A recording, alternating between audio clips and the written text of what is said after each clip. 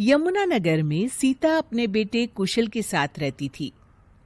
बेटे कुशल के बड़े हो जाने पर वो उसकी शादी पास ही के गांव की एक लड़की खुशी से करवा देती है। बहू, तू जैसी खूबसूरत बहू तो इस पूरी सोसाइटी में किसी की नहीं। बस अब तू इस घर की सारी जिम्मेदारी उठा ले तो मेरी चिंता खत्म। ये ले, इस घर की चाबी अब से ये तेरे हवाले।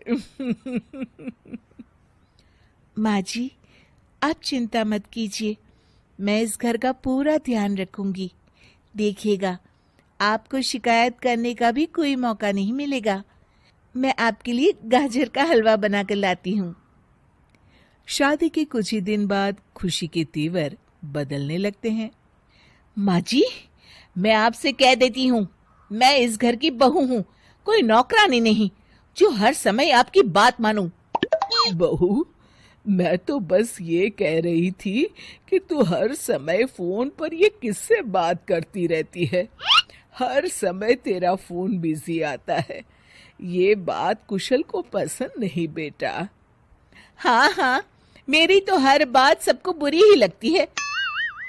अब शादी को कई महीने बीत चुके हैं, मगर खुशी कभी भी खुश नहीं रह पाती और वो अपने पति और सास से भी हमेशा झगड़ती रहती है। असल में शादी से पहले उसका एक प्रेमी होता है, गोविंद। वो उससे आज भी छुप छुप कर मिलती है। गोविंद, मैं अपने पति और सास के साथ खुश नहीं हूँ, चलो ना हम भाग जाते हैं। तुम एक काम करो, घर से सारा कीमती सामान ले आओ, उसके बाद मौका देखकर हम भाग जाएंगे। खुशी के पति और सास उसे बहुत प्यार करते हैं, मगर खुशी फिर भी उन्हें धोखा देती है और धीरे धीरे अपने घर से कीमती सामान को चोरी करके गोविंद को देने लगती है। उसकी सास को घर से सामान चोरी होने का संदेह होने लगता है। बेटा, समझ नहीं आ रहा, ये घर से धीरे धीरे सामान कैसे गायब हो रहा है। कौन सा सामान माँ? अरे वो चांदी के बर्तन जो मैंने बनवाए थे वो दिख नहीं रहे। यहीं कहीं होंगे माँ, आपकी बहू ढूंढ देगी। कितने बेवकूफ हैं ये माँ बेटे, इनका सारा सामान मैं गायब कर दूंगी और इनको पता भी नहीं चलने दूंगी। और इस तरह से धीरे धीरे खुशी घर का सारा कीमती सामान चोरी करके गोविंद के पास रखवा देती है और कुछ महीनों बाद उनके पास बहुत कीमती सामान इकट्ठा हो जाता है और दोनों भागने की योजना बनाते हैं। खुशी, आज रात को आधी रात होते ही तुम अपने घर से भाग कर आ जाना। मैं गांव के पुराने बस स्टैंड पर तुम्हारा इंतजार करूंगा। ठीक है।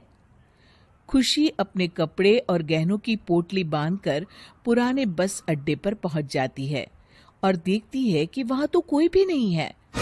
खुशी कुछ घंटे वहीं खड़ी रहती है और फिर गोविंद के कमरे पर जाती है। वहां पर भी बड़ा सा ताला लगा होता है। हे भगवान, कहीं गोविंद मुझे धोखा देकर भाग तो नहीं गया? अब मैं क्या करूंगी?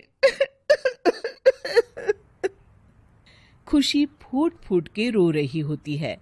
तभी पीछे से उसका पति सारे गहनों की पोटली लेकर आ जाता है। आप यहाँ?